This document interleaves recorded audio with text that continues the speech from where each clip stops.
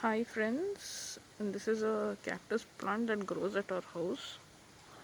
Usually it blooms into flowers once a year around May June. This year it has been pretty slow and we have had flowers only once in May, but we finally have quite a few buds now. There are more than 20 as far as my counting went. There may be more also.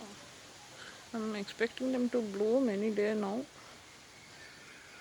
So as you can see, there are quite a few. The flowers usually bloom around midnight and they stay open till 8 a.m. the next day, so it's just for a few hours.